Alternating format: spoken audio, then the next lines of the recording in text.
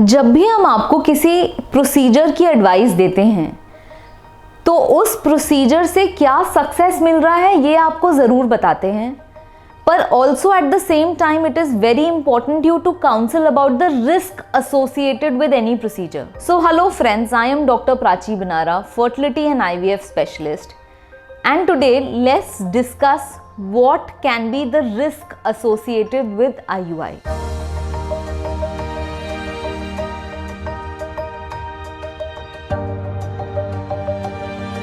IUI करने का उद्देश्य है प्रेगनेंसी, बट ज़रूरी है कि आपको ये भी पता हो कि अगर आपकी फर्टिलिटी स्पेशलिस्ट ने आपको IUI एडवाइस किया है तो रेयर ही सही क्या क्या रिस्क इसके साथ एसोसिएटेड हैं. Number 1 is infection. IUI process में हम आपके पार्टनर के सीमन सैंपल को वॉश करके आपके यूट्रस में इंसर्ट करते हैं. Any external thing inserting inside your uterus can lead to infection.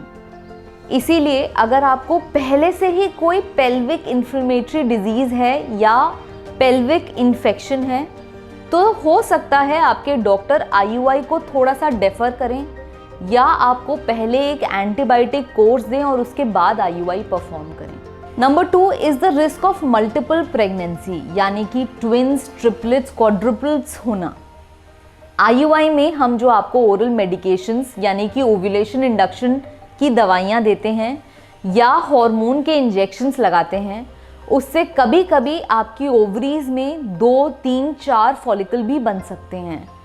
But ऐसे स्टेट में अगर हम IUI परफॉर्म करते हैं तो there is a slight risk of multiple pregnancy, यानी कि ट्विन, ट्रिपलेट्स या क्वाड्रुपलेट्स होने की छोटी सी संभावना इसके साथ जुड़ी रहती है.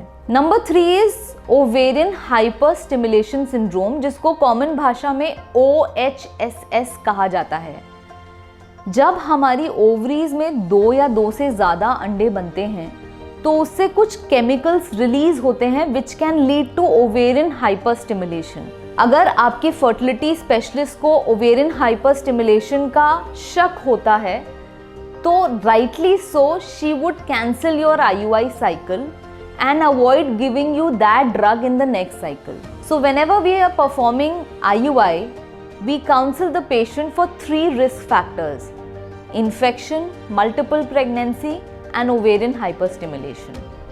So it's better to know the risk before we attempt a procedure. Thank you.